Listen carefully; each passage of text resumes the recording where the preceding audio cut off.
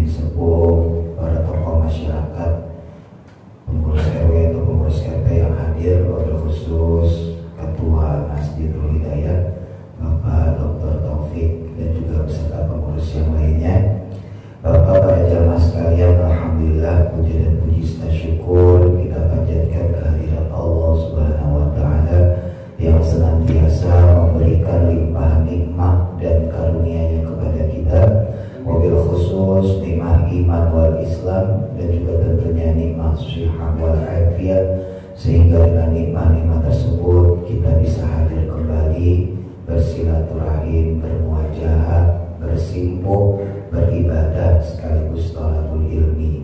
Dari harapan mudah-mudahan apa yang kita laksanakan di sini mendapat rahmat, berkah dan ridho dari Allah Subhanahu wa taala. Mudah-mudahan kesalahan kita, dosa-dosa kita diampuni oleh Allah Subhanahu wa taala. Amin ya rabbal alamin. Shalawat dan salam marilah senantiasa kita junjungkan kehadiran baginda Nabi besar Muhammad sallallahu alaihi wasallam beserta keluarganya, para sahabatnya dan juga pengikutnya yang istiqomah menjalankan sunnah-sunnahnya. Mudah-mudahan sampai kepada kita selaku umatnya yang mendapat syafaatul uzma beliau di hari kiamat nanti. Amin ya rabbal alamin. Adapun tema pada pertemuan subuh kita kali ini yaitu tentang Ramadan sebagai madrasah batiniyah. Kita sering nyebut lahir batin. akhir itu yang kelihatan, kalau yang batin enggak kelihatan. Kita sering nyebut zohir batin. Jadi kalau yang zohir itu tampak, kalau yang batin itu tidak tampak, tersembunyi. Dalil daripada pelaksanaan puasa Ramadan yang sering kita dengar dari para dai, mubaligh, ustadz, guru-guru kita, dan juga tentunya para ulama, yaitu firman Allah dalam Quran surah Al-Baqarah ayat 183. Faqala ta'ala a'udzu billahi minasyaitonir rajim. Ya ayyuhalladzina amanu, wahai orang-orang yang beriman kepada Allah, kutiba, diwajibkan, alaikum, atas kalian, asyamu, berpuasa, kama kutiba, sebagaimana telah diwajibkan pula, alal ladina, pada orang-orang, min qablikum, yang ada sebelum kalian, la'allakum tattaqun, agar kalian bertakwa. Jadi jangan dikira puasa itu baru ada pada zaman Nabi Muhammad. Dari zaman Nabi Adam, Allah sudah memerintahkan puasa. Hanya saja perintah secara syariatnya berbeda-beda. Adapun kita sebagai umat Nabi Muhammad Sallallahu Alaihi Wasallam diberikan kesempatan beribadah dengan bentuk puasa Ramadan, karena disitulah kesempatan kita untuk menambah berbagai pahala. Disitulah kesempatan kita untuk melebur dosa-dosa, baik yang cuma ukuran 1 tahun maupun yang sebelumnya. Kita kalau Ramadan, 10 terakhir, orang tuh fokus pada Lailatul Qadar ya. Padahal sholat malam itu hukumnya sunnah, bukan wajib. Betul memang ketika ada orang qiyamul lail, seandainya dia dapat Lailatul Qadar, maka seperti dia beribadah selama 1000 bulan. Lah itu kalau dikali Pak, 83 tahun. Tapi orang lupa, intisari Ramadan itu sebetulnya puasanya. Ya, puasa Ramadannya, qiyamul lailnya sunnah, puasa Ramadannya wajib. Kalau yang sunnahnya saja, kalau seandainya kita bisa memperoleh Lailatul Qadar, diganjar sama Allah sampai 1000 bulan, apalagi puasa Ramadannya. Jadi kadang-kadang kita suka terjebak dengan kata-kata. Ya sama kayak qobliyah subuh. Kan pahala qobliyah subuh gede banget. Orang yang sholat qobliyah subuh pahalanya apa? Banyak. Iya. Bahkan dalam satu riwayat dikatakan orang itu yang likul ar, dia seperti punya bumi, punya dunia, wa ma fiha, dan seluruh yang ada di dalamnya. Tapi kita suka terkesima dengan qobliyah subuh, padahal qobliyah subuh sunnah. Harusnya cara berpikir kita, kalau yang qobliyah aja segitu gedenya, apalagi pahala sholat subuhnya. Al-wajibu fauqas sunnah, yang wajib itu hukumnya di atas kesunahan. Itu udah semestinya Pak. Perkara wajib itu hukumnya di atas perkara sunnah. Itu bukan berarti kita tinggalin, bukan, kejar. Jadi kalau yang wajib itu jangan sampai lewat, begitu pula yang sunnah-sunnah. Cuma maksudnya jangan sampai mengecilkan yang wajibnya itu. Kadang ada orang ngejar Lailatul Qadar, malam begadang, begadang ya tadarus segala macam. Paginya subuh tidur, sahur kenyang ya kan? Nah, subuh lewat, zuhur 12, masih jam 1, ntar aja sholat zuhur jam 2. Bangun maghrib, gak ada orang kayak gitu. Orang sono, bukan orang sini, orang sono. Pindahan sini lagi. Zuhur 12, asar 12, maghrib 12. Ngejarnya Lailatul Qadar malam di begadang, tapi paginya nggak dapat apa-apa dari puasa. Ya mungkin kalau yang bapak-bapak jarang. Nah, kalau saya kan anak muda, Pak. Saya banyak bergaul dengan anak muda. Rata-rata kan yang tadarus Quran malam-malam di masjid musola siapa? Anak muda. Bapak-bapak jarang, jadi capek. Pulang ya kan.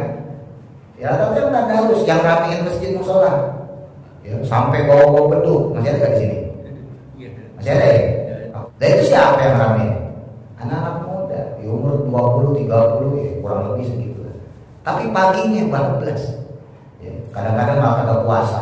Sekolah, ya, berangkatnya siang-siang udah pada minum es teh. Ya. Malamnya bangunin orang puasa. Sahur, ini pagi sahur di warteg. Oh, parah itu. Nah, apa sih pengertian puasa? Puasa itu secara bahasa artinya al-imsak. Imsak itu apa? Menahan atau mengendalikan. Makanya dalam mazhab kita Ahlussunnah wal Jamaah, baik yang Maliki, Hanafi, yang Syafi'i maupun Hambali, imsak itu sunnah, menahan diri sebelum masuk waktunya fajar. Ya kurang lebih 5 menit sampai 10 menit. Ya. Jadi habis sahur, sebelum azan subuh, sebelum masuk waktu subuh, sunnah menahan diri, nggak makan, nggak minum. Kenapa? Karena puasa sendiri diambil dari kata imsak, menahan, gitu ya. Tapi boleh nggak seandainya kita kepepet, belum bangun kesiangan, malam habis ronda jam 3 pulang, maunya sahur, leye sampai ketiduran, bangun jam 4, 15 menit lagi subuh, kan? Boleh nggak makan? Ya boleh aja, kan belum waktu subuh, cuman nggak dapat kesunahan imsaknya. Secara syariat yang dimaksud puasa yaitu menahan diri dari perkara yang membatalkan puasa, dari terbitnya matahari atau subuh sampai tenggelamnya matahari atau maghrib. Nah itu secara syariat. Asal bapak tahan makan, tahan minum, nggak hubungan badan, sah puasanya. Ya, itu kalau secara syariat. Tapi ada puasa secara hakikat. Untuk yang hakikat lebih dalam lagi, puasa secara hakikat yaitu mengendalikan hawa nafsu dari perkara yang membatalkan puasa dan juga perkara yang mengurangi pahala puasa. Nah ini yang rada susah sebetulnya buat kita ya. Kalau menghindari dari perkara yang membatalkan puasa, nggak makan, nggak minum, mungkin gampang. Tapi menghindarkan diri dari perkara yang membatalkan pahala puasa atau setidaknya mengurangi pahala puasa ini susah. Apa sih yang bisa mengurangi pahala puasa? Ngomongin kejelekan orang, ya, fitnah orang, nauzubillah, bohong dan sebagainya. Gampangnya gini, seandainya gitu ya, Allah ngasih skor kita 100. Ya dikasih nih kita setar subuh, skor puasa kita 100. Jam 6 pagi ngebohong sama bini, hilang 10, tinggal 90. Ya kan, anak berangkat sekolah minta duit 10.000, bilangnya cuma 5.000 bapak, hilang lagi 20. Siang ketemu sama teman, ngapain kau sini? Minjem duit kagak ada, hilang lagi. Udah terus aja tuh Pak. Jadi nauzubillah, ketika kita nanti menghadap Allah, kita tanya pahala puasa kita, ternyata nggak dapat apa-apa. Nah itu yang dibilang sama Nabi, kamin solim, betapa banyak orang yang dia berpuasa, laisa lahu min siyami, nggak dapat apa-apa dari puasanya, illa leju, kecuali lapar, wal atos, dan rasa haus. Yang didapat cuma rasa lapar, rasa haus, karena sepanjang hari dia melakukan keburukan, baik itu mengikuti hawa nafsunya atau dia melakukan pelanggaran secara syariat, nggak sholat misalnya gitu ya, dan sebagainya. Nah sementara untuk madrasah secara bahasa artinya adalah al-makanu al-dasi. Madrasah itu wadah, sarana atau tempat untuk belajar. Sedangkan batiniyah secara bahasa adalah kullu ma alal aqli wasyahwati wal qalbi, yaitu setiap hal yang berkaitan dengan akal, nafsu, dan hati nurani. Kolbu tuh Pak, kalau diterjemahin itu hati. Waktu sebelumnya tuh pernah saya sampaikan ya, sebetulnya kolbu itu bukannya hati kalau terjemah bahasa Arab. Kolbu itu lebih kepada jantung, tapi kita sering ngartiin hati. Nah, kolbu itu ada dua jenis. Ada kolbu jasmani, yaitu jantung tuh. Ada kolbu rohani, yaitu hati nurani kita. Nah, hati nurani itulah yang menjadi indikator, menjadi tanda keimanan seseorang. Dalam sebuah hadis yang diriwayatkan Imam Bukhari dengan nomor hadis 52 dan Imam Muslim dengan nomor hadis 1599, Nabi Muhammad SAW bersabda, "Ala, ketahuilah oleh kalian, wa inna fil jasadi mudghah, di dalam tubuh itu terdapat segumpal daging.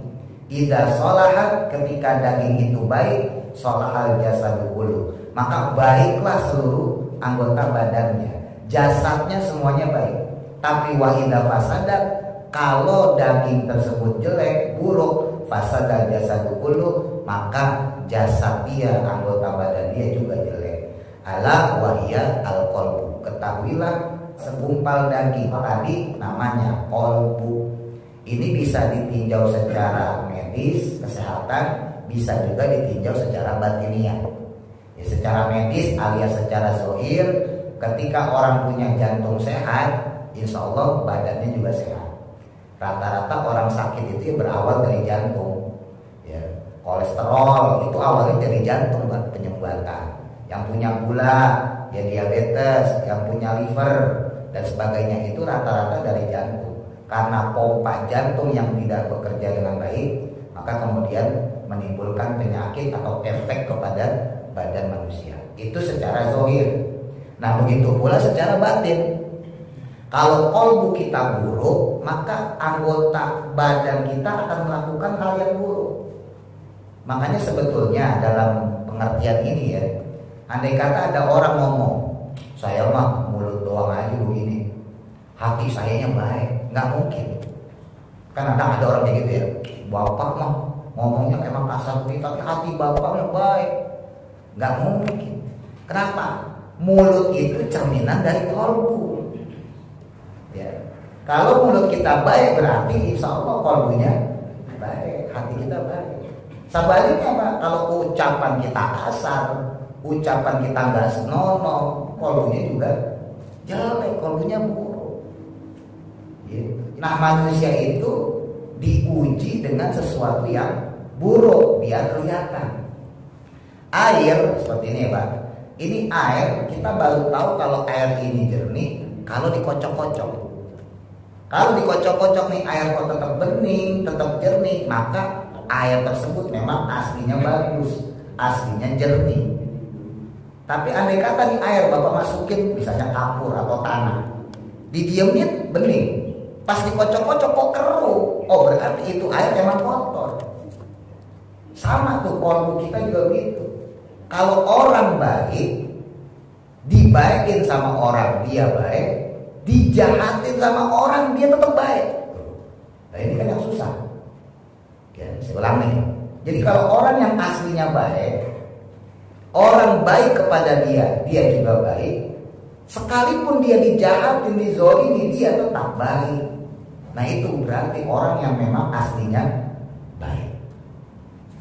Tapi kalau orang yang pura-pura baik, dibaikin sama orang dia baik, giliran dijahatin dibalas jahat.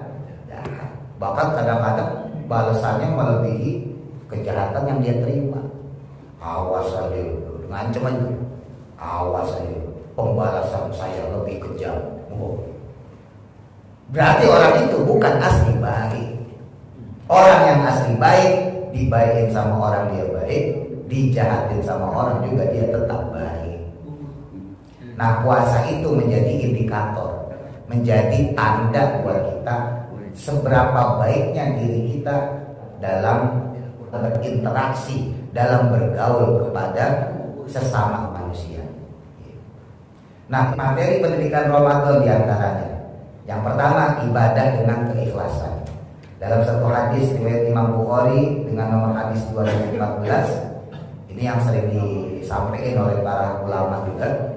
Man shoma Ramadhana, siapa orang yang dia berpuasa di bulan Ramadan, imanan dengan beriman, wahtisaban, dan juga mengharap ridho Allah, ghufira lahu, maka diberikan ampunan kepadanya ma taqaddama min dambi, dari perkara-perkara dosa yang pernah dilakukannya.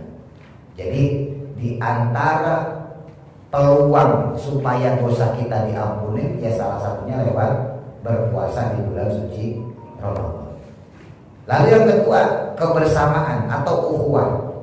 Dalam satu hadis riwayat Imam Bukhari dengan nomor hadis 1923, Nabi besar Muhammad SAW bersabda, tasaharu, makan sahurlah kalian, fa inna fi sahur, karena sesungguhnya di dalam santap sahur barokatan, ada keberkahan. Di antara yang diajarkan oleh Ramadan selain bentuk keimanan, yaitu adalah dari sisi kebersamaan. Nanti di bulan Ramadan bakal banyak musola masjid bikin acara buka bersama, gitu ya. Bahkan lebih daripada itu, maaf ya, di luar bulan Ramadan itu sering tuh kita sama istri sama anak aja gak negor, apalagi sampai makan bareng. Ini uniknya Ramadan kan. Ketika bulan Ramadan kita sama istri sama anak yang udah punya cucu bareng cucu itu seringkali buka bareng atau setidaknya sahur bareng, makan bersama. Yang mana itu nggak kita lakukan di hari-hari biasanya. Ayo jujur aja, sehari-hari ada nggak yang makan bareng? Oh saya aja kagak, kalau bapak gini makan di sono, makan di sini, ya kan? Apalagi yang doyan ngopi ngeteh, oh beda lagi tuh, jauh lagi tuh. Tapi coba di Ramadan, kompak Pak. Iya. Kalau hari biasa tuh kita jauh-jauhan, tapi pas Ramadan beduk lah. Kalau zaman dulu masih ada beduk, tuh nggak ada. Ajar, Allahu Akbar, Allahu Akbar. Ayo nak, ya. Ayo mah, buka. Bareng kita apa makan lah. Ketemu tuh di situ. Itu baru buka, belum tak sahur, bareng lagi. Kebersamaan itu yang gak kita dapatkan di selain bulan Ramadan. Cuma kita kadang-kadang gak sadar. Jadi bulan Ramadan itu ngakurin tuh kita. Ada laki-laki berantem sama bininya, tetap kalau buka mah akur Pak. Nggak mentang-mentang berantem, nggak apa-apa nggak mau buka, tetap aja buka juga bareng bininya. Ayo makan lagi itu, ya nggak? Secara nggak langsung Ramadan tuh mendidik kita untuk kejujuran. Lagi marah nih, malunya marah misalnya gitu, tetap sahur bareng. Mau marah gimana tetap sahur bareng. Nah itu yang kadang nggak disadari.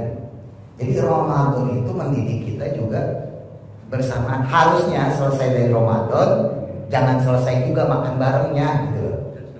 Nah, kadang-kadang kan Ramadan selesai juga makan barengnya. Makan bareng sama keluarga Pak, dengan makan sendiri itu barokahnya beda, pahalanya beda. Bapak makan sendiri dengan makan bareng istri, bareng anak, bareng cucu, itu beda pahalanya. Kenapa beda? Karena ada bentuk rasa syukur kita. Ketika kita makan, kita pandang istri kita pandang anak kita pandang cucu kita makan ya, pasti akan terbesit dalam hati, alhamdulillah ya Allah, saya dapat rezeki bisa makan, istri saya bisa makan, anak saya bisa makan, cucu saya bisa makan. Itu nikmat nggak bisa didapetin kalau kita makan sendiri. Kita makan sendiri akan didapetin. Apalagi makan di warteg, ya kan? Yang dilihat baik yang pelayannya. Sengaja dari warteg yang semok. Yang pakai dor, wah, repot urusan ini, boro-boro pahala ya gitu, ya kan? Nah terus yang ketiga, Ramadan itu bukan cuma mendidik dari sisi keimanan kita, keikhlasan kita, kebersamaan dengan keluarga, tapi juga akhlakul karimah. Ya, disebutin sama Kanjeng Nabi, ya, wasyam adapun puasa itu junahun, perisai. Wa idza kana yaum shaumi ahadikum fala yafusu wala yafqur. Andai kata ada dari kalian yang berpuasa, maka janganlah dia berkata-kata kotor. Jangan teriak-teriak, maksudnya jangan ngomong-ngomongan yang jelek. Fa in sabata ahadun aw qatalahu, apabila ada orang yang mencaci maki atau memeranginya, ya, kasar loh sama kita, maka kata Nabi, falyaqul, ucapkanlah oleh dia, inni mru'us shaim, sesungguhnya saya sedang berpuasa. Jadi andai kata ada orang uji kesabaran kita Pak di bulan Ramadan, langsung kita jawab, fa inni shaim, saya lagi puasa, gak mau ribut. Tapi udah titik, beneran gak ribut, jangan diterusin, ntar aja habis tarawih. Jangan. Oh itu mah ngancam namanya. Ya, tetap kalau habis tarawih juga jangan berantem. Dan memang manusia itu diuji kan lewat bulan puasa Ramadan itu Pak, untuk membedakan mana hawa nafsu, mana setan. Kan selama ini maaf ya, kita sering banget nyalain setan. Apa-apa setan. Kenapa malas sholat? Ini lagi banyak setannya. Kan gitu ya. Padahal nggak selamanya juga itu salah setan. Jangan-jangan itu karena nafsu kita. Lo jelas kok dalam hadis Nabi, idza jaa Ramadan, ketika datang bulan suci Ramadan, maka futihat abwaabul jannah, dibuka pintu-pintu surga. Wa ghulqat abwaabun nar, terus kemudian pintu neraka ditutup. Wa sufidat bisayatin, lalu kemudian dibelenggulah, diranteklah setan-setan. Pintu surga dibuka, pintu neraka ditutup, setan-setan dirantai. Makanya Ramadan itu nggak ada setan, nggak ada Ramadan itu setan-setannya dirantai. Untuk apa? Untuk membuktikan kepada kita, ngajarin kepada kita, jangan dikit-dikit nyalain setan. Jangan-jangan maksiat yang kita lakukan, dosa yang kita lakukan bukan karena setan, tapi gara-gara hawa nafsu. Kita punya duit 50.000 nih. Udah bentar lagi maghrib, jam 5, setengah 6 ngabuburit. Ada makanan pasti pengen kita beli semua. Nah ini kalau bisa punya duit 1 juta, beli semua sama orang-orangnya sekali. Kita beli semua. Habis tuh duit 50.000. Padahal ketika azan maghrib, Allahu Akbar, Allahu Akbar, makan kagak banyak. Lontong 1 sama gorengan paling, teh manis udah. Yang doyan ngopi-ngopi, kenyang Pak perut kita. Itu menandakan bahwa hawa nafsu kita tuh yang ngalahin. Setan nggak bermain di situ. Orang wasufi tadi sayatin, setan dibelenggu, setan dirantai di bulan puasa. Nah kita harus misahin tuh. Jangan-jangan selama ini kita tergoda melakukan kejelekan, keburukan, malas ngaji, malas sholat. Jangan-jangan bukan karena setan, tapi karena hawa nafsu kita. Makanya Allah mendidik kita lewat Ramadan untuk membedakan mana itu bisikan setan, mana bisikan hawa nafsu. Nah, motivasi Ramadan yang pertama tadi sebagai pengguguran dosa. Sebetulnya bukan cuma Ramadan yang bisa gugurin dosa. Ya, selain itu dalam hadis Imam Muslim ya dengan nomor hadis 233 Rasulullah SAW bersabda, as-sholawatul khamsu, adapun sholat yang 5 waktu. Kita sholat dari subuh, zuhur, asar, maghrib, isya, wal jumu'atu, dan sholat Jumat ila Jum'ati, kepada Jumat yang lain. Besok nih Jumat kita sholat lagi, Jumat depan kita sholat lagi.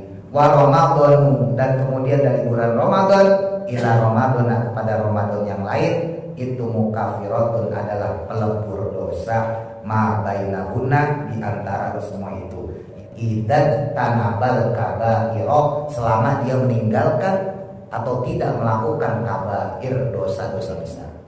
Jadi dari sholat yang satu ke sholat yang lain itu menggugurkan dosa. Jumatan dari Jumat yang satu kepada Jumat yang lain itu menggugurkan dosa. Termasuk Ramadan, dari satu Ramadan ke Ramadan yang lain itu juga menggugurkan dosa. Gampangnya begini Pak, ini kita sholat subuh nih. Ini dosa yang isya tadi malam itu luntur. Gampangnya begitu. Sekali lagi ini dosa kecil, bukan dosa kabair ya, bukan dosa besar. Musyrik, murtad itu dosa besar tuh.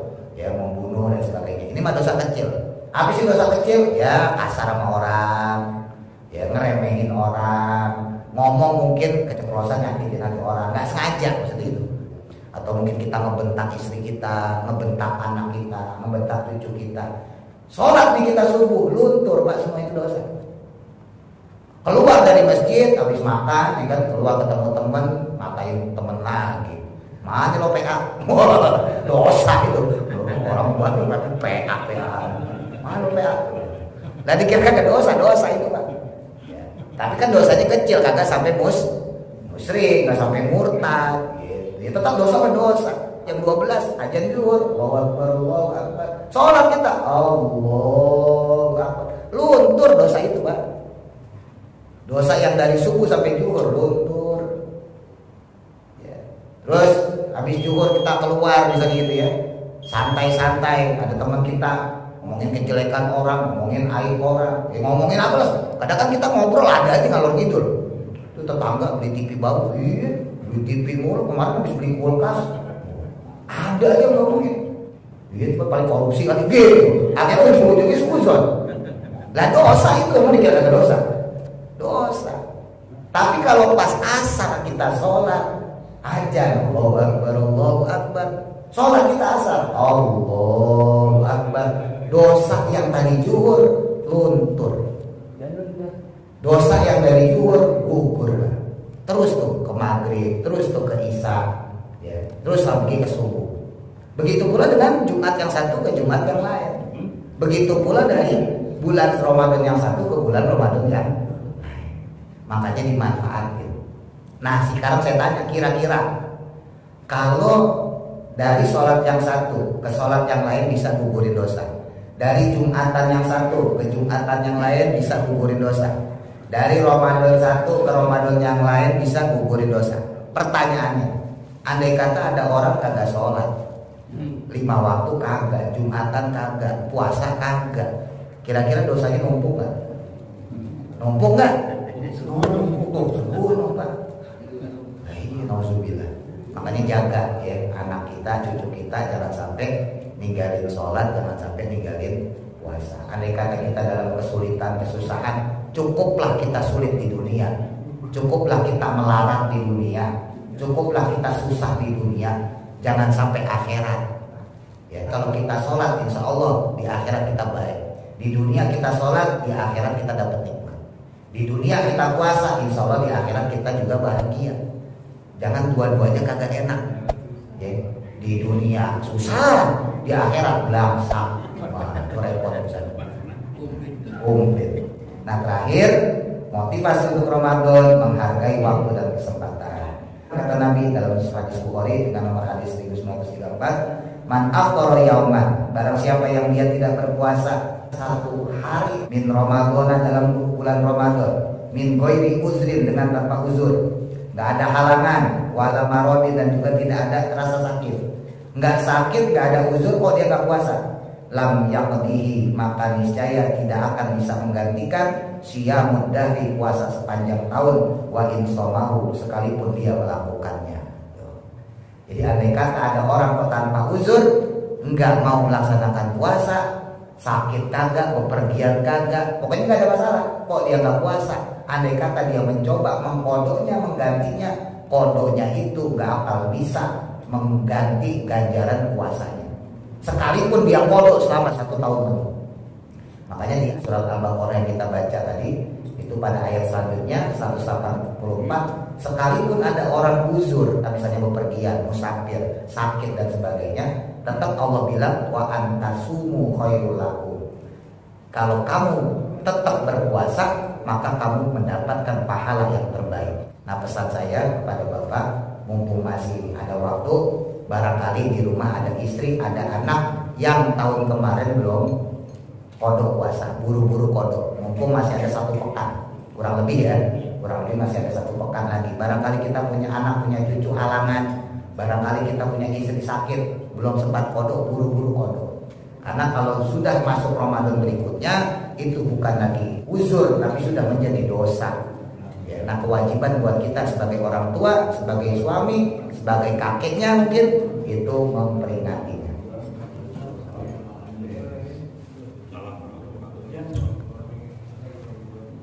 Baik, ada yang mau menambahkan kalau ada pertanyaan, silakan diangkat.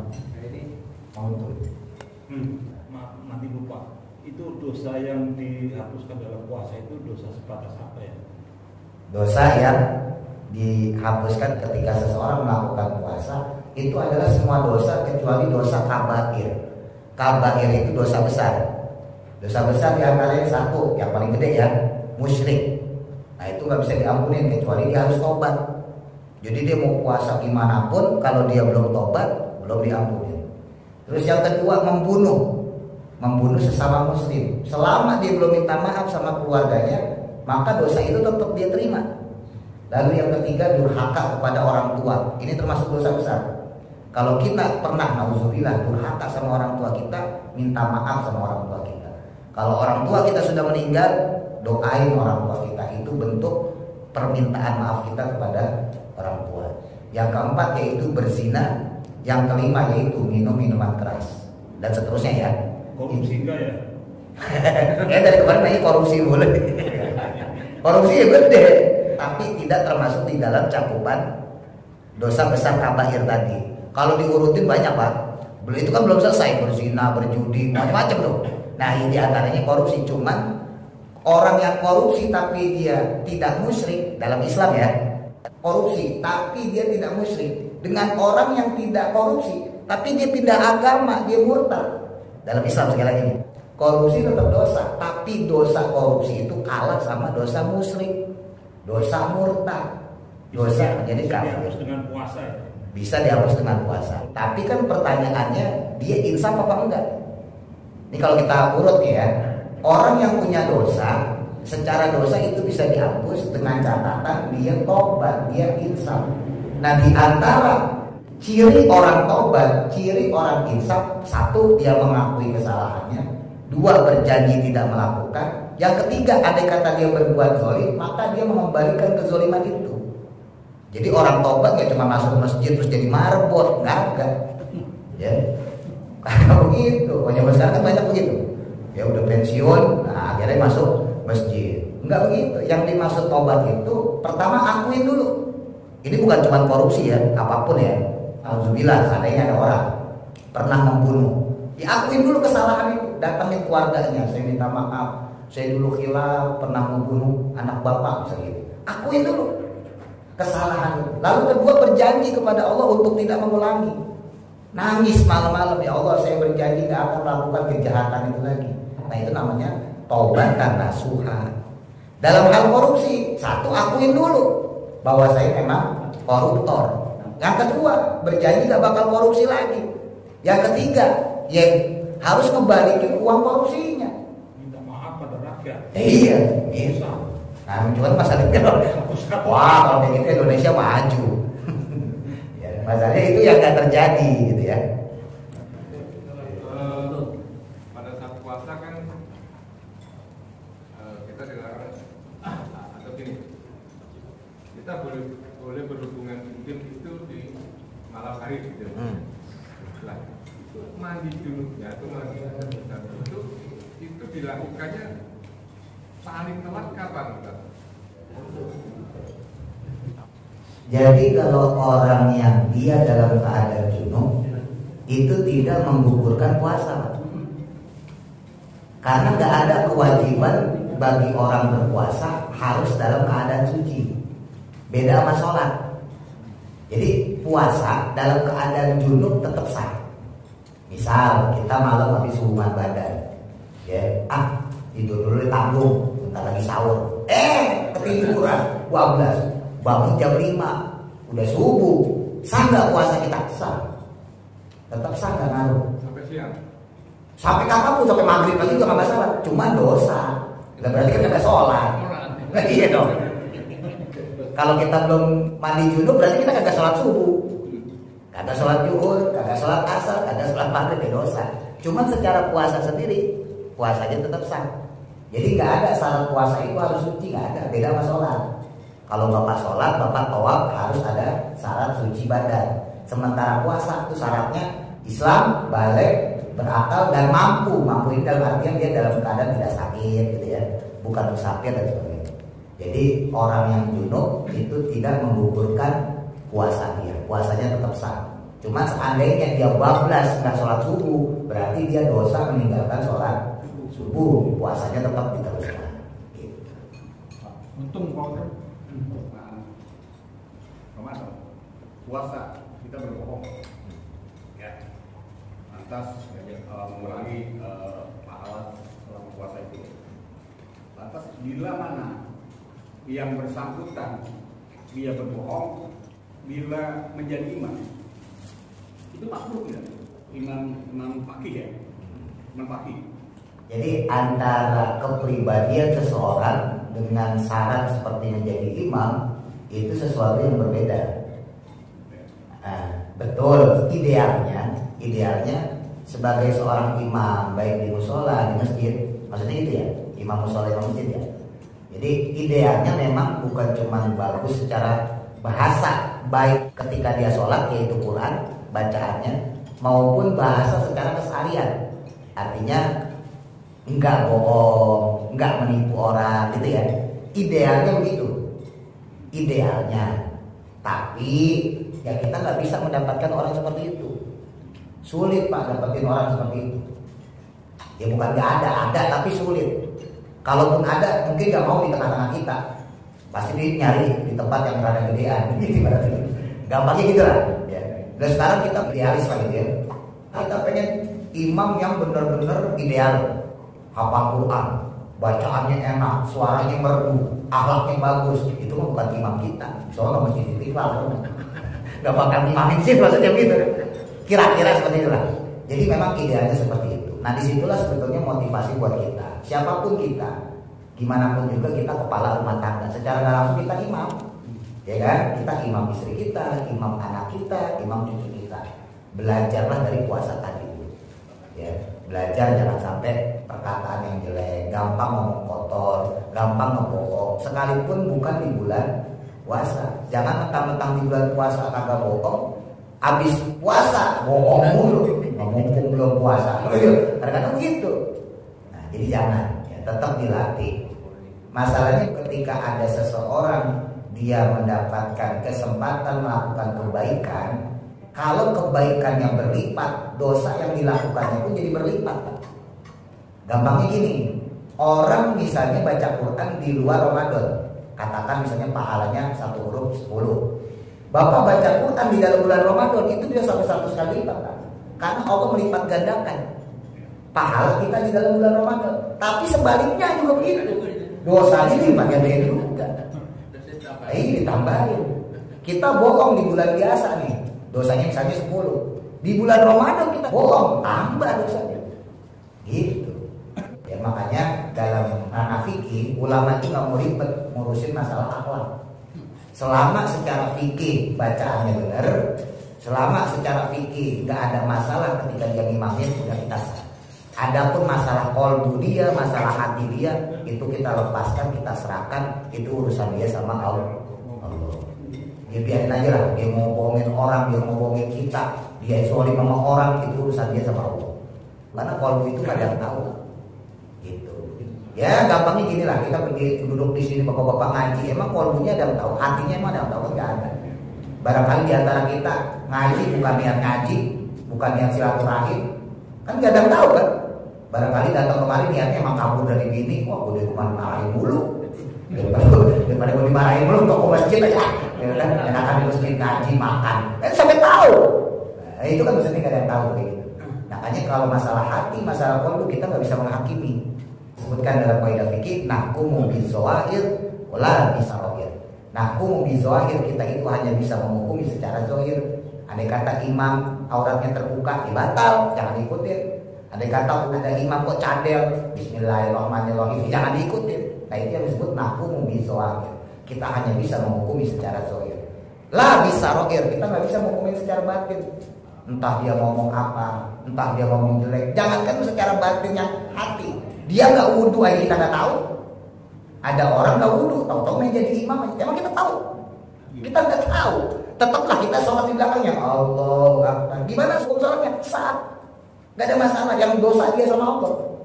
Nggak usah masalah hati, masalah dosa aja itu bisa bikin perkara. Kita sholat dengan orang yang belum wudhu atau hadas. Wudhu di luar, maju kemari kentut, rot, kagak ada yang tahu. Gak yang tahu dia dong sama Allah. Main jadi imam aja. Terus kita sholat di belakangnya jadi makmum. Sah nggak sholat kita? Sah. Dapat pahala jamaah nggak? Dapat. Kalau yang udah subscribe YouTube saya bisa lihat tuh, saya udah pernah terangin. Kita Fathul Mu'in karya saya Zainuddin Al-Malibari bab sholat. Ya. Nah, lihat di YouTube saya terangin. Sah sholat kita, walaupun kita bermakmum kepada orang yang hadas, kecuali kita tahu. Nah, kita jalan sama dia nih dari depan masjid nih. Udah jadi imam. Pas jalan kemari kita tahu dikentut, bot. Nah, batal. Masih jadi imam juga. Oh, PA berarti. Oh, udah tahu kentut. Dulu gitu. Lah kalau nggak ada ketahuan, ya kita bisa kita menghukumi. Layak kita nggak bisa menghukumin, apalagi yang kolbu. Jadi masalah urusan kolbu udah serahin sama Allah. Kita husnuzon aja. Yang penting secara fikihnya nggak ada masalah, bacaannya benar, ya rukun kaulinya, rukun fi'linya benar. Gitu. Ustaz, Satu lagi. itu idealnya ya Ustaz ya, Idealnya. Ya, seperti tadi kita misalnya Ustaz ya sama saya dari video Ustaz Imam, Ustaz kan tentu tuh dikasih tahu ya. Tapi ada misalnya imam gitu, bacaannya salah, udah dikasih tahu selalu salah Pak. Salah terus gimana tuh? Yang masih tahu bener nggak? Musyawarah DKM kita tuh musyawarah udah dikasih tahu juga. Jadi masalah seperti itu bukan cuma di Nurul Hidayah, itu banyak ya. Di musyawarah masjid manapun rata-rata masalahnya itu. Nah disitulah sebetulnya perlu kedewasaan. Jadi yang bersangkutannya harus dewasa, kita pun yang menyikapinya pun harus dewasa. Sebetulnya kalau kita pribadi, ini kita pribadi ya, kita kan udah nyampein, berarti gugur Pak kewajiban kita. Masih ingat ya pembahasan kemarin kan?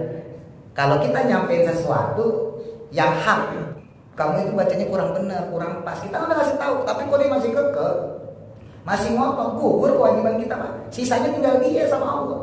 Kita nggak ada urusan. Kalau dia masih tetap maju, dia masih tetap kekeh, ya yang dosa dia sama Allah. Lawang udah kita ingetin kok. Gitu. Kita punya anak, punya istri, susah dibilangin. Emang kewajiban kita berubah? Enggak. Kita bukan Tuhan. Ingat, kita bukan Tuhan. Kita cuma manusia yang disuruh berusaha. Istri kita, nauzubillah ya, misalnya ngelawan kita, durhaka sama kita, ingetin. Tapi kita nggak bisa berubah jadi soleha, nggak bisa. Nauzubillah, andai kata kita punya anak ngelawan, punya cucu ngelawan, kewajiban kita sebagai bapaknya, sebagai kakeknya, ingatin, jangan begitu nah, jangan begitu cu, itu kewajiban. Perkara dia berubah atau enggak bukan urusan kita. Ingat loh, sekali aja kita berani, anak mau dibilang kayak gitu, seakan-akan kita lah yang mampu merubah dia. Itu kecelakaan tauhid paling dahsyat itu Pak. Emang sekiranya sepele ya, tapi itu kecelakaan tauhid yang paling dahsyat, di mana seseorang merasa dirinya lah yang mampu mengubah orang lain. Kita udah ngasih tahu, Pak, kayak misalnya gitu ya, kayaknya kakek suaranya juga bagus, dia udah pelat deh, misalnya gitu ya. Ini gak usah jadi imam lagi tuh, ada yang bagusan dikit, kakek mantar aja kalau nggak ada dia. Kok ngomongnya masih ngotot juga gitu, berarti ya udahlah kita udah nyampein. Setidaknya dengan kita menyampaikan gugur kewajiban kita. Seandainya ada kesalahan, nanti di akhirat kita nggak bertanggung jawab, dia yang maju gitu. Ya, itu cara gampangnya tuh. Terus gimana kita sendiri yang bermakmum di belakangnya? Lawang dia maksa maju, ya berbiarin aja, kita tetap jadi makmum. Aminnya gimana? Amin tetap amin, jangan pakai ngambek, amin. Jangan, wah repot tulisannya. Biasa aja. Ya, ini saya ajarin sedikit ilmu tasawuf. Dalam memandang orang itu jangan pakai syariat, tapi pandanglah secara hakikat. Tapi kalau mandang diri sendiri, ngukur diri sendiri, pakailah syariat. Syariat itu apa tadi? Yang zahir kan kelihatan. Kalau kita ngukur diri sendiri, pakai yang zahir, pakai yang syariat. Wah, sholat saya belum benar nih, ya benerin sholat, belajar sholat. Wah, bacaan Quran saya belum benar, belajar baca Quran. Wah, saya masih lenggak-lenggok, belajar. Nah, itu namanya mandang diri secara syariat. Tapi kalau pandang orang jangan secara syariat. Pengennya jadi idealis, pengennya serba sempurna. Kalau mandang orang pikirlah secara hakikat. Gimana pun juga dia dibentuk seperti itu kemauan Allah, bukan kemauan kita. Kita nauzubillah ya, andai kata ada seorang suami diuji sama istri yang durhaka, itu bukan kemauan kita, itu kemauan Allah. Allah menguji seorang suami dengan istri yang durhaka. Tujuannya apa? Jadi ladang amal, jadi ladang dakwah. Ya, dalam hal ini misalnya ketika ada imam yang kurang bagus kok kita sabar, ya itu bahkan jadi ladang amal kita Pak. Kita nggak ngejelekin dia, kita jaga perasaan dia. Lawang saya udah ngasih tahu kok, yang penting saya udah nyampein kok. Kita tahan tuh, kita sabarin tuh, insya Allah tetap kita dapat pahala. Ya Allah, saya udah nyampein pada dia kok, dia tetap menjadi imam, ya udah selesai urusan. Kalau kita udah nyampein kebaikan, jangan mikir hasil, karena Allah memberikan pahala kepada kita bukan dari sisi hasil, tapi dari usaha yang kita lakukan. Kita bukan Tuhan yang bisa mengubah manusia, yang bisa mengubah dia tetap Allah. Nah, kewajiban kita cuma nyampein. Maaf Ustaz. Jadi kalau kita sudah kasih tahu, terus dia tetap jalan, biarin aja Ustaz. Biarin aja orang Karena gugur. pahala kita akan bertambah gitu. Kalau dia berhenti, pahala kita berhenti. Bisa juga. Soalnya gini Pak, ini pengalaman ya, ini sedikit cerita ya. Kadang ngegeser orang kayak gitu tuh susah nih, pengalaman saya di masjid, di musola segala macam. Itu ngegeser orang seperti itu susah. Kenapa susah? Karena kadang yang kayak begitu tuh lebih soleh dari kita. Untuk masalah kesolehan, bukan ilmu loh. Masalah kesolehan biasanya kayak gitu paling soleh, Disiplin juga. paling disiplin. Kita kalah Pak. Nah ini bisa chaos sebetulnya, bisa chaos andainya suatu waktu kita nggak bisa ke musola, kita nggak bisa ke masjid, ternyata dia ngambek, lah ada imamnya, Iya. lah itu malah bahaya, malah mudorot, ya enggak? Kan kita kadang-kadang nggak mikir di situ. Nah ini pentingnya ya. Jadi seandainya nih ada orang kita nggak suka lah, terus suatu ketika dia ninggalin masjid ini juga Sani, ninggalin musola, dia pergi, terus yang imamnya siapa? Jadi kadang-kadang kita harus mengakui kesolehannya. Dalam hal kesolehan loh, bukan dalam hal ilmu ya. Mungkin kalau ilmu dia kalah sama kita. Orang kita ngaji dia kagak, bacaan kita lebih bagus, dia kurang paseh seandainya ya dalam hal ilmu. Tapi dalam kesolehan seringkali kita kalah. Takutnya orang kayak begitu ngambek. Lah kalau ngambek bubar masjid. Ya. Mudorotnya lebih besar. Nah iya. Ustaz, dia ngambek misalnya dia lebih soleh. Dia ngambek, tapi sebenarnya kan banyak di situ yang pintar, yang usaha Kalau gitu. ada. Dia Maksudnya gini Ustaz, Nggak ada sekarang. ini kan kalau masjid Ini kan kalau ada yang ada DKM, belum. pengurus itu kan pengurus masjid itu kan untuk memanajemenin baik ibadah, baik kegiatan, baik ini ya operasional sehari-hari lah. Seperti itu tugas DKM bagaimana itu yang sebaiknya kalau ada seperti itu. Ya secara organisasi memang DKM itu yang mengatur. Iya. Tapi ya itu tadi saya bilang, kadang masjid musola itu nggak bisa Pak diatur secara organisasi. Itu masalahnya. Kalau Pak Ayimo, Memang idealnya ya, idealnya nih tadi Pak Topik ngurusin gitu kan. Nih hari Senin yang jadi imam simpulan seperti itu.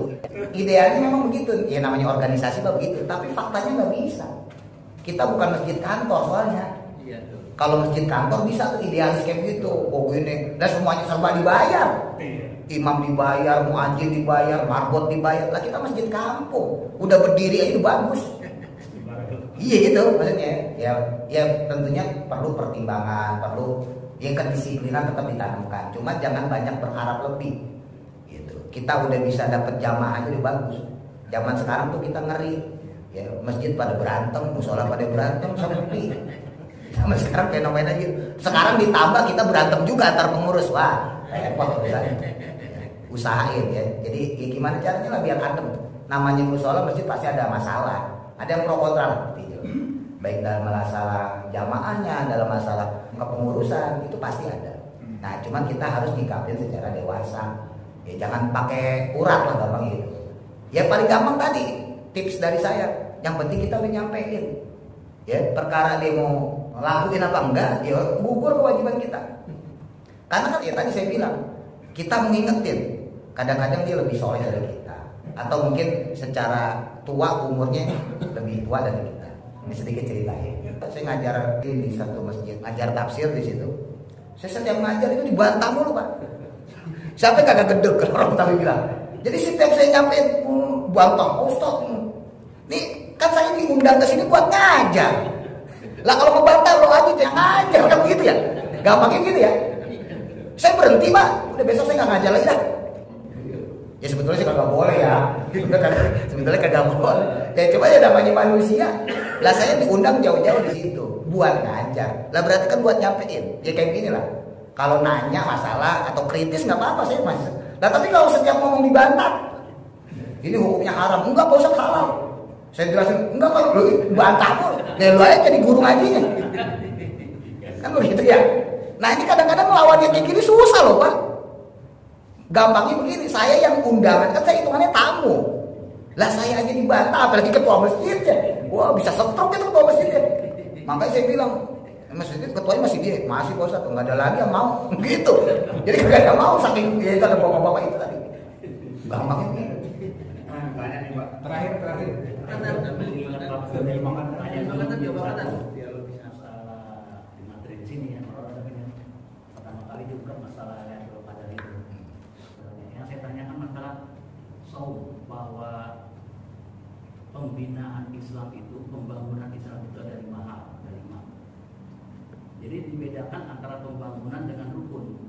Kalau saya contohkan, analogikan ke dalam satu bangunan, dalam satu bangunan rumah atau masjid ataupun di situ ada unsur pasir, semen, batu bata atau yang lainnya, ada unsur. Dia terpisah-pisah. Tapi nanti berbeda dengan arti pengertian pembangunan yang tersusun. Adanya fondasi, adanya tiang, adanya dinding, atap, segalanya. Jadi berbeda itu pengertian itu antara pasir dan itu. Nah, di dalam saum di sana disebutkan, dikatakan dalam hadis bunyal Islam, dibangunnya Islam. Pertama syahadat, sholat, zakat, saum. Jadi tidak dikatakan terpisah-pisah di sana. Kenapa saya katakan terpisah? Karena aqimus sholat, as-sholatu imaduddin. Sholat itu adalah tiang. Barang siapa yang mengerjakan sholat, maka dia telah mendirikan tiang, bangunan. Apabila dia meninggalkan sholat, merubuhkan. Artinya orang yang tidak sholat ini sudah pasti merubuhkan Islam. Bagaimana bisa kalau orang yang tidak sholat merubuhkan Islam, bagaimana bisa puasa? Orang Islam sudah dirubuhkan. Sehingga berbeda dengan arti arkanul Islam. Karena penjelasan arkanul Islam tidak ada satupun hadis yang mengatakan itu sebagai hadis. Bukan. Arkanul Islam bukan hadis. Tapi yang benar nak dijelaskan ada bunyal Islam. Sehingga nanti Islam itu dibangun dari fondasi, adanya tiang nama sholat, ada saum atau zakat, nanti seperti itu. Sehingga orang yang melakukan saum wajib dia sholat. Tanpa sholat tidak ada saum, tanpa sholat tidak ada zakat. Jadi kalau kita bilang wah nggak apa-apa, nggak terima orang yang tidak sholat, nggak bisa. Karena dalam pembangunan bunyal Islam itu dibentukkan seperti itu. Jadi ada orang yang saum tapi tidak sholat, ya tidak saum namanya. Namanya hanya menahan lapar dan dahaga. Nah, kalau dikatakan arkanul Islam sama ini karena kita memakai rukun Islam ada 5 ya, karena terpisah-pisah dia. Ya salah, sholat, saum. Nah itu ternyata itu bukan hadis. Yang hadis itu adalah bunyal Islam. Itu pertanyaan saya. Kalau yang tadi masalah benar agak sensitif, dengan tidak perlu karena waktunya juga. Tapi kalau dikasih kesempatan silakan. Terima kasih sekian. Assalamualaikum warahmatullahi wabarakatuh. Di sini ada ngaji hadis kan? Ada pelajaran hadis ya? Ada. Itu hadis masyhur itu. Bunyal Islam khamsatun. Bunya itu diambil dari kata bana. Bana itu membangun. Imajulnya bana bunia. Kola kila. Kola mengatakan, kila dikatakan. Bana membangun, bunia dibangun. Nah, kata pasif. Nah, jadi yang maklum menjadi majhul. Bunyal Islam khamsatun. Dalam hadis tersebut, kalau Bapak punya kitab Arba'in Nawawi nanti dibuka. Itu ada hadis ketiga. Ya, kalau mau buka syarahnya lagi itu di kitab Al-Majalisus Saniyah, salah satu syarah dari kitab Arba'in Nawawi. Betul memang nggak ada hadisnya arkanul Islam. Tapi dalam mazhab Ahlussunnah wal Jamaah, arkanul Islam itu adalah kias, bagian ijtihad ulama untuk memformulakan satu unsur yang penting dalam Islam. Sebab ketika nggak diunsurkan, maka nanti akan bias. Waktu itu masalah saya sudah sempat nyampein masalahnya. 1 iman, 2 Islam, 3 ihsan. Iman kita pelajari lewat ilmu tauhid, akidah. Bapak belajar sifat 20, Bapak belajar Asmaul Husna dan sebagainya. Sifat-sifat pada Allah, malaikat dan seterusnya. Lalu turunan yang kedua Islam. Islam itu syariat. Apa tuh syariat? Ya arkanul Islam, bunyal Islam tadi. Syahadat, sholat, zakat, puasa, pergi haji. Terus 3 ihsan. Kalau kamu benar-benar ihsan, maka kamu bisa beribadah seakan-akan kamu itu yang melihat Allah. Jadi kalau bisa kita ibadah, kita seakan-akan benar-benar melihat Allah, berhadapan dengan Allah. Tapi kalau nggak bisa, ya yakinlah bahwa kita dilihat sama Allah. Jadi dalam memahami Al-Quran dan hadis, dalam paham kita Ahlussunnah wal Jamaah, Itu nggak cukup dengan Quran hadis, harus ada ijma, ada kias. Ya, ijma itu kesepakatan ulama, kias itu adalah pengkiasan hukum. Bagaimana hukum narkoba? Ya nggak jelas. Maka kita kiaskan dengan hukum khamr. Innamal khamru wal maisiru wal ansabu wal azlam rijsun min amali syaitan. Oh berarti karena khamr itu termasuk perbuatan setan, yang perbuatan jelek, maka narkoba hukumnya haram. Itu namanya kias. Arkanul Islam emang nggak ada, tapi itu pengkiasan. Kita menolak, nauzubillah, keluar kita dari Islam. Walaupun bahasa hadisnya bunyian Islam. Kalau kita mencari teks-teks Quran, teks-teks hadis, banyak yang nggak ada, Pak. Banyak, mau saya contohin. Salah satunya misalnya sholat tarawih. Bapak cari hadis sholat tarawih. Kalau ada saya berhenti jadi ustaz. Kalau ada, nggak ada sholat tarawih. Adanya qiyamul lail. Nabi ketika satu malam masuk ke masjid diikuti sahabat Abu Bakar. Ya Rasul ngapain? Saya mau sholat. Boleh nggak ikutan? Boleh. Sholatlah Abu Bakar di belakang beliau. Keesokan malamnya datang Umar, ngapain Abu Bakar? Mengikuti Nabi sholat. Ayo ikutin. Hari ketiga Nabi nggak ada. Kenapa? Karena takut nanti sholat qiyamul lail dianggap wajib. Namanya qiyamul lail bukan tarawih. Terus apa kita? Wah nggak ada tarawih. Nggak begitu. Cara berpikir, cara berijtihad nggak begitu. Kita harus tetap ikut ulama. Maka ada yang namanya qiyamul lail yang disebut dengan tarawih. Kalau witir emang ada namanya, Pak. Witir ada namanya, tapi tarawih nggak ada. Sampai botak sariawan nyari nggak ada tarawih. Duha ada, duha nggak ada. Adanya sholat sunnah isyraq. Bapak habis subuh jangan keluar dulu, nunggu waktu jam 6 jam 7 sholat. Nah itu terus sholat isyraq. Duha dari siapa? Ijma'nya ulama, kiasnya ulama. Kias ulama. Jadi kita juga harus memahami. Zaman sekarang orang banyak memahami Quran hadis, tapi nggak bisa memahami ijma dan kias. Adapun untuk masalah tadi, mungkin ijtihad Bapak, orang kalau puasa tapi kagak sholat dosa, ya tetap dosa orang ninggalin sholat. Sepakat nggak kita? Sepakat. Tapi apakah puasanya jadi salah gara-gara dia kagak sholat? Enggak. Yang hak ya hak, batil ya batil. Faman ya'mal mithqala dzarratin khairan yarah wa may ya'mal mithqala dzarratin syarran yarah. Kalau kita melakukan kebaikan ini timbang.